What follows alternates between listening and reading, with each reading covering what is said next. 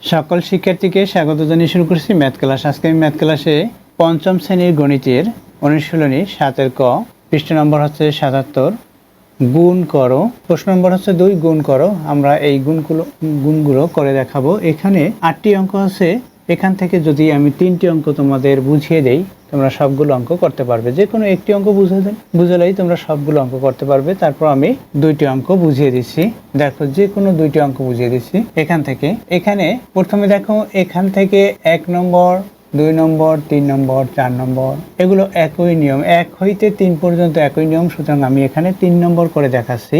দেখো, প্রথমে 3 নম্বর লিখতে হবে, দেওয়া আছে লিখতে হবে, দেওয়া আছে যা যা সেটা লিখতে হয়, দেওয়া আছে দিয়ে প্রশ্নটি তুলতে হবে।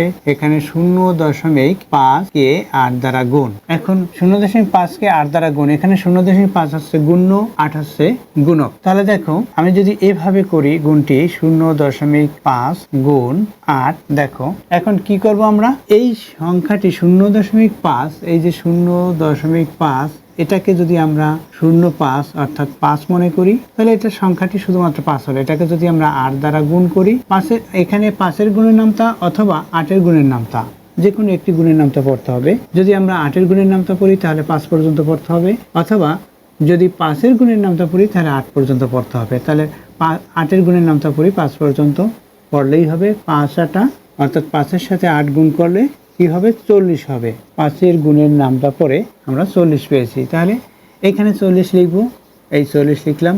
এখন দেখো, এখানে যে দশমিক বিন্দু আছে, তাহলে এখানে কোথায় দশমিক বিন্দু হবে, এখানে আমরা এটা হিসাব করব। এখানে দেখো 0.5 অর্থাৎ দশমিক বিন্দুর পরে ডানে যে কয়টি অঙ্ক থাকবে, এখানে একটি অঙ্ক। 0.5 সংখ্যাটির দশমিক বিন্দুর ডানে হচ্ছে একটি অঙ্ক, অর্থাৎ এখানে একটি অঙ্ক আমরা দেখতে পাচ্ছি একটা। তাহলে এখানে ডান দিক থেকে একটা অঙ্ক পরে দশমিক বিন্দু হবে, অর্থাৎ এখানে দশমিক বিন্দু হবে, অর্থাৎ 4.0 হলো। এটা গুণফল। তাহলে আমরা কি লিখবো, গুণফল।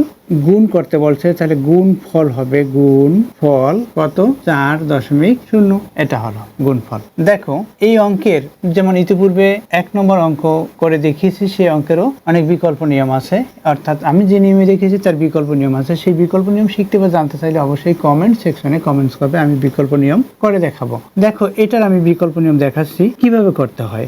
সুতরাং আমরা এখানে বিকল্প লিখতে পারি, বিকল্প বা অথবা অন্য নিয়ম, যেহেতু আমরা অর লিখে রাখলাম। দেখো কিভাবে করতে হয়। এখানে 0.5 কে 8 দ্বারা গুণ সমান, এই আমরা প্রথমে ভাগ চিহ্ন দিলাম, এটাকে বাই চিহ্ন বা ভাগ চিহ্ন বলে। দেখো, এই দশমিক বিন্দুর পরে অর্থাৎ দশমিক বিন্দুর ডানে কয়টি অঙ্ক, একটি অঙ্ক।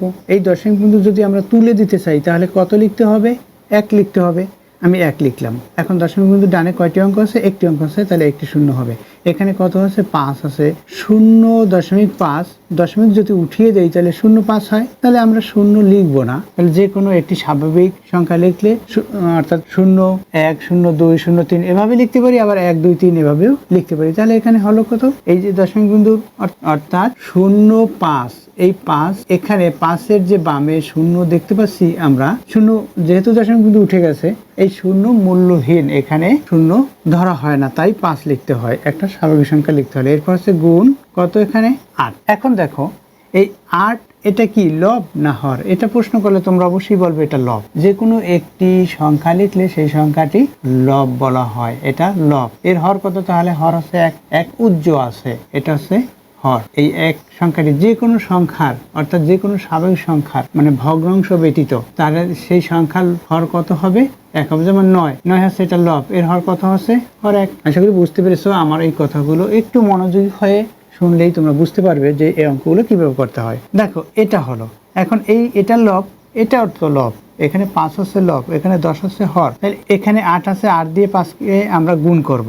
8 দিয়ে যদি 5-কে গুণ করি তখন কত হবে, দেখো 8-এর গুণের নামটা 5 পর্যন্ত পড়তে হবে, অথবা 5-এর গুণের নামটা 8 পর্যন্ত পড়তে হবে। তাহলে কত হয়, 8 দিয়ে 5-কে গুণ করলে 40 হয়, আর এখানে হর কত আছে, 10 আছে, এটা হলো, অর্থাৎ 40/10। এখন আমরা এখানে কিন্তু এই 0 বাদ দিতে পারি। যদি এই 0 বা এই 0 বাদ দেই তাহলে কি থাকবে, দেখো এই 0 বাদ দিলাম, ডান দিক থেকে একটি 0, এই যে এখানে যদি কোনো সংখ্যা থাকে তখন আর 0 বাদ দেওয়া যাবে না, অর্থাৎ এরপরে যদি একটি সংখ্যা থাকে এভাবে মাঝের 0 বাদ দেওয়া যায় না। ডান দিক থেকে শুধুমাত্র 0 থাকলে, আবার যেটা ভাগ দিতেছি সেটা দিয়ে যদি সেটার ডান দিকে যদি 0 থাকে তাহলে সেই 0 আমরা বাদ দিয়ে লিখতে পারি এখানে। তাহলে লিখলে কি হবে, 4/1 হবে। এখন 4/1 1 অর্থাৎ 4 একই কথা, কারণ এখানে বলেছি 9 এর হর 1 আছে, আমরা হর তো জানি 1 সাধারণত উজ্জ্ব থাকে। যেমন এখানে 4/1 অর্থাৎ 1 দিয়ে 4কে ভাগ করলে ভাগফল তো 4 হবে। যেমন এখানে গুণফল এটা দেখিয়েছি, এটা অথবা আমরা যদি 4 লিখি তাতেও আমাদের হবে গুণফল 4.0 বা 4 অথবা 4, বা এখানে আমরা যদি 4 লিখি তাতেও একই কথা হয়। দেখো তাহলে কত হলো, এখানে 4 হলো। এইভাবে আমরা করব। অথবা দেখো এই যে 40 হলো, এই যে আমরা লব লিখি 40 হর 10 এটা লিখেছি। এখন 10-এর গুণের নামটা পরে 4 10-এ 40 4 হলো। অথবা আমরা এইভাবে ভাগ করব, ভাগ করলে 10-এর গুণের নামটা এই 40, তাহলে 10-এর গুণের নামটা পরে 4 10-এ 40 এভাবে লিখবো, বিয়োগ করবো, বিয়োগফল 0। দেখো যে কোনো একভাবে করলেই হবে। তোমরা যদি উত্তরটি সরাসরি এভাবে লিখে দাও, এখানে 5 8 40, 40কে 10 দ্বারা ভাগ অর্থাৎ 4 হয়। শুধুমাত্র এইভাবে যদি আমরা লিখি 40/10 = 4, এই 4 গুণফল, তাহলে সুতরাং নির্ণয় গুণফল 4। আশা করি বুঝতে পেরেছো। এরপর বলছি এখানে দেখো 4 থেকে 8 পর্যন্ত একই নিয়মের অঙ্ক। তাহলে এখানে আমি 7 নম্বর করে দেখাচ্ছি, লিখি 7। দেওয়া আছে কি 7 নম্বরে সেটা লিখে দেই। এখানে দেওয়া আছে 0.007 গুণ 8, এটা দেওয়া আছে। এখানে 0.007 আমরা কত দিয়ে গুণ করব? 8 দিয়ে গুণ করব। এটা গুণ করব। দেখো 8 দিয়ে যখন গুণ করব তখন কত হবে? 8-এর গুণের নামটা আমাদের 7 পর্যন্ত পড়তে হবে। 7 8 56, এই 56 লিখলাম। 5 6 দুইটা অঙ্ক। এখানে কয়টা অঙ্ক? দশমিক পরে 3টে অঙ্ক, 2টা অঙ্ক লেখা হলো। তাহলে এই 2টা অঙ্ক মনে করি লেখা হয়েছে। এরপর আছে কি একটি শূন্য আছে, এরপর আরেকটি শূন্য আছে। এখন দশমিক কোথায় বসবে সেটা আমরা কিভাবে বুঝতে পারবো? দেখো এখানে দশমিক, এই যে দশমিকটা, এরপরে ডান দিকে কয়টি অঙ্ক আছে আমরা হিসাব করবো এই সংখ্যাটির। অর্থাৎ দেখো 0.007, এই দশমিক বিন্দুর ডানে কয়টি অঙ্ক আছে? 1টি 2টি 3টি অঙ্ক আছে। অর্থাৎ ডান দিক থেকে 3 অঙ্ক পরে দশমিক। তাহলে ডান দিক থেকে 3 অঙ্ক পরে দশমিক, 1 অঙ্ক 2 অঙ্ক 3 অঙ্ক, এখানে দশমিক হবে। অর্থাৎ 0.056, এটা হচ্ছে উত্তর, অর্থাৎ নির্ণেয় গুণফল। আমরা কি লিখবো?